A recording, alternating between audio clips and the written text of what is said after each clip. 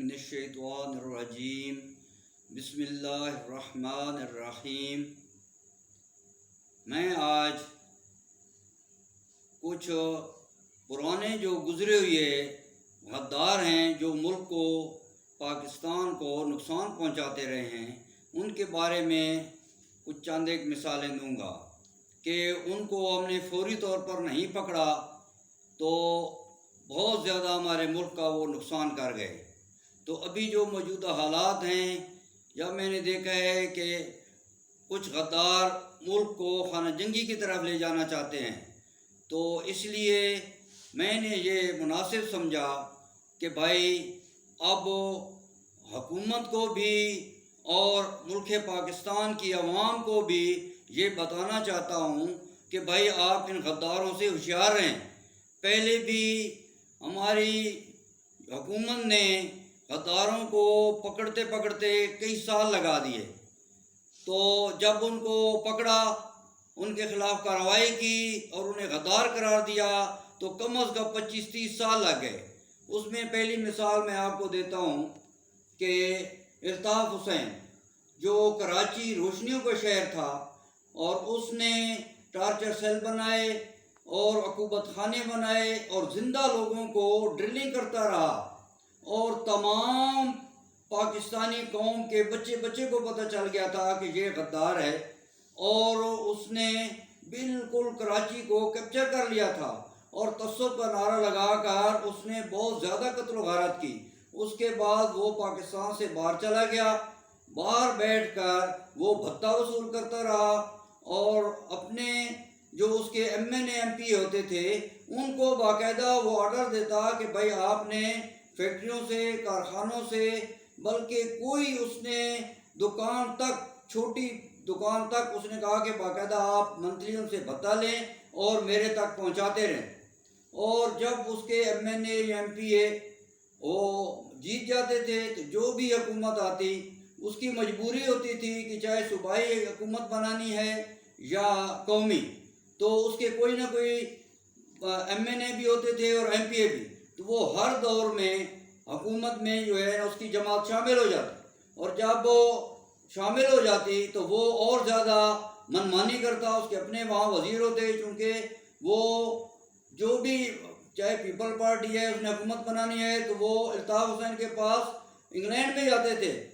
کہ بھائی آپ جو ہے نا ہمارے ساتھ ملیں تاکہ ہم مل کر جو ہے نا حکومت بنائیں۔ تو وہ مطالبے رکھتا تھا کہ آپ اتنے ہمارے وزیر جو ہے نا وہ وزارتیں ہمیں دیں گے، تو وہ اس طرح اپنے بندے جو ہے نا کی پوسٹوں پر لے جاتا،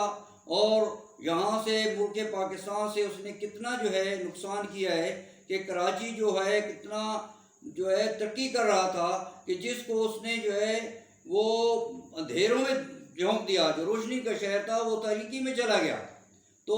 25-30 سال تک وہ یہی کام کرتا رہا، لوٹ مار، لیکن کسی نے اس کے خلاف کارروائی نہیں کی، اور جب کارروائی کی تو اس وقت بہت زیادہ وقت گزر چکا تھا۔ 25-30 سال بعد جا کر اس کو غدار قرار دیا، اور اس کے بعد جو ہے نا کہا کہ جو ہے یہ غدار ہے لہذا اس کی جو ہے نا اس کو جماعت کو ختم کیا جائے۔ تو اس طرح جو ہے آئندہ کے لیے اس سے آپ عبرت حاصل کریں اور آئندہ کے لیے ایسا ڈیلے نہ کریں کہ بھائی غدار جو ہے وہ ملک کا نقصان کرتا رہے، لیکن آپ لالچ میں کہ بھائی اس کے ایم پی ہیں ہمارے ساتھ حکومت میں شامل ہیں لہذا اب ہم اسے کچھ نہیں کہتے، نیکسٹ جو حکومت آئے گی وہ اس کے خلاف کارروائی، نیکسٹ جب حکومت آتی تو پھر وہ اس حکومت کے ساتھ مل جاتا۔ اسی طرح اس نے جتنا اپنا دور گزارا ہے تو وہ ہر حکومت میں شامل رہا ہے، وفاق میں بھی اور صوبائی میں بھی۔ تو اس طرح جو ہے آئندہ کے لیے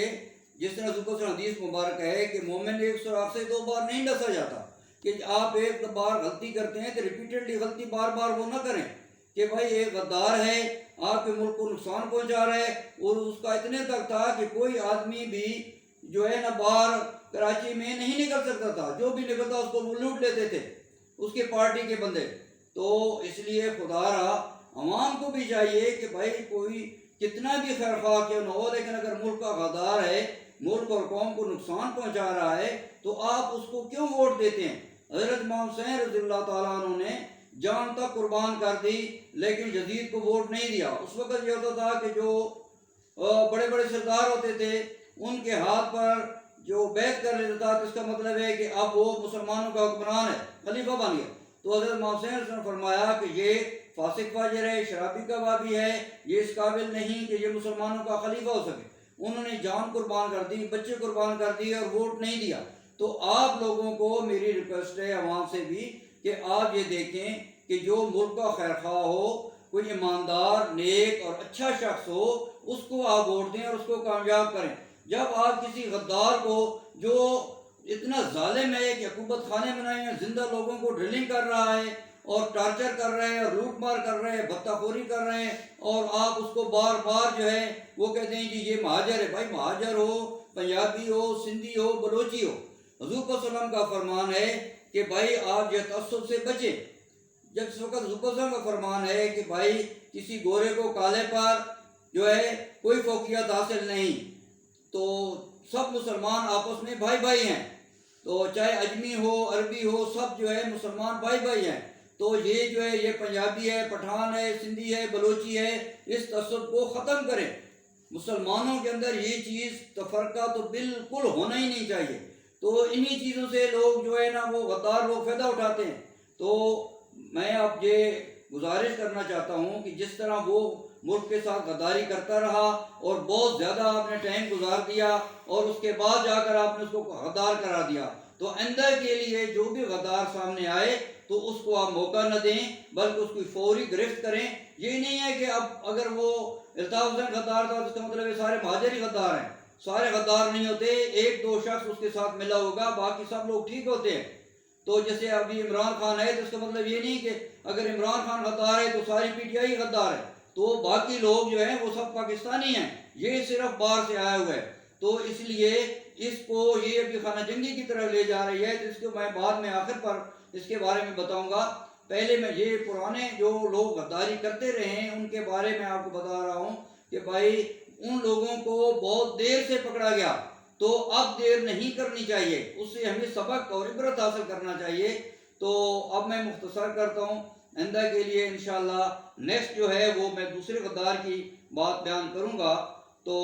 آپ جو ہے نا آئندہ کے لیے غداروں سے بالکل عوام بھی محتاط رہے اور حکومت بھی، کسی کو آپ ڈھیل نہ دیں. فوری انویسٹیگیشن ہو، انکوائری ہو اور اس کی تحقیقات ہو، اور عدلیہ کو بھی چاہیے کہ بھائی اس معاملے پر آپ کمپرومائز نہ کریں کہ بھائی یہ جو ہے نا میرا اپنا ہے، عزیز ہے، جو بھی ہے، لیکن آپ غدار کو کسی صورت میں نہ چھوڑیں.